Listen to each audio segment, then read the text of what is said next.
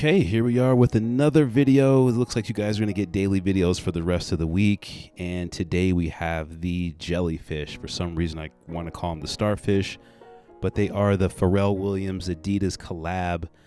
And I ain't going to lie, guys, I was very excited when I seen the initial pictures of the sneaker, because I was like, yes, we're finally getting something like a Wave Runner Part 2. And I was wrong. Sort of. I'll get to that. But shout out to the people that did send these jellyfishes through. It's funny, it says handle with care on the box, and my box kind of got trashed. I think that's some Virginia Beach type sand that the jellyfish roam in. I'm not 100% sure when this pair is supposed to release. They're kind of making them, they're doing the Nike thing where they're like making them like, you know, very limited in the beginning and only celebrities got them, just so they can get you all hyped up, and then they'll release them somewhere on some weird app, and then you're not going to get a pair.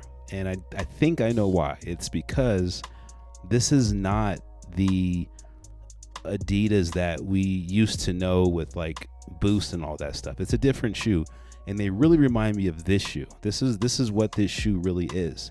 I'm not saying it's a Balenciaga Track 2. In this video, I looked it up. This was back in like June of 2020. This was a while ago, but this is kind of what the shoe is modeled after, because I thought Pharrell was like a Louis V guy, but this is definitely like, and that insole was horrible. I'll speak on that in a minute. That insole was so bad, I actually switched them with a pair of Nike SB insoles, and then after I did that, the shoes were great, but that's kind of what I had to do with this sneaker. But like I was saying, this isn't like the Adidas Yeezy type of sneaker. It's more of a Balenciaga sneaker. I don't know if Pharrell has any affiliation with Balenciaga. I think he does. I mean, Kanye, I don't know. But I did see this, and I was like, okay, we're gonna get several pairs of these, which is a good thing. And then there's this black pair, which is, I mean, they're okay, but I really hated this sneaker. Like, I was never a fan of this sneaker, that human race thing. I get it, human race, but this sneaker was horrible. And I actually liked NMDs back in the day. Like back then it was NMDs, then it went to Ultra Boost, and then went to Yeezy 350s. And you see I'm like plucking the Adidas, you know, I don't know if that's supposed to represent how jellyfishes feel, but it's very rubbery and they kind of stick off. It's okay, it's kind of cool. And I guess this is their new jellyfish logo, which is, you know, it's simple, looks very, very kind of Nike-ish to me, not because it looked like a swoosh, that's just kind of how Nike does it. But look at the bottom, see what I'm talking about? These bottoms are very, very similar. Like, we're not dumb, we can kind of see this stuff.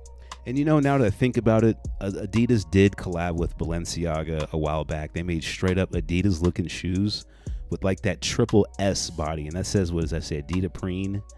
They had something else, what did I say? It said Adiwear, and all that stuff just means it's just their own foams and rubbers that they're using. There's no special tech in this shoe, not from what I felt, but they use kind of like this almost translucent cage on the sneaker. They got the new jellyfish logo on the tongue, which I actually that does look dope. But here's the part of the shoe that was like, yep, here we go again. This is just like the Track 2s all over again. This insole is horrible. It's like the logo is cool, but the insole, this is just straight up low-grade ortholite, and that's not a knock to the person that sent me the shoe. I believe that the retail pairs will have this same insole, just like that Balenciaga shoe had that raggedy jelly type insole that was so uncomfortable. I haven't even seen anything put in Jordan sneakers that was uncomfortable. So I had a solution for that, and we'll get to that here in a second. I just want to show you guys like every single angle of the sneaker, even though I probably already did that. I'm just going to go ahead and put those back in there. And while you're at it, go ahead and thumbs up the video. I know like a lot of people beg for that stuff, but it really does help us creators out here. But this is what I did. I went and bought a pair of these Move all-day insoles. And at first I was skeptical, because I was like, I don't know, $50 for some insoles, but they look good. And spoiler alert, they felt good. Like, this is a really, really good insole. There's 1,000 different insoles out there, and they have all kinds of different variations of this. They're not too bouncy, they're not too stiff, they're not too rigid. They're actually just right. They're actually perfect for this particular sneaker. And I went with a size 10, And I'm glad I did, because the sneaker without this move insole, with the OG Jellyfish insole, the shoe actually felt a little too big, and I was like, damn, maybe I should have went to a 9.5. But with these, no. So if you do get a pair of these, UA Rep, whatever, get these insoles. I'm telling you, I'm not sponsored by Move. They're not paying me for this, but that insole is crap.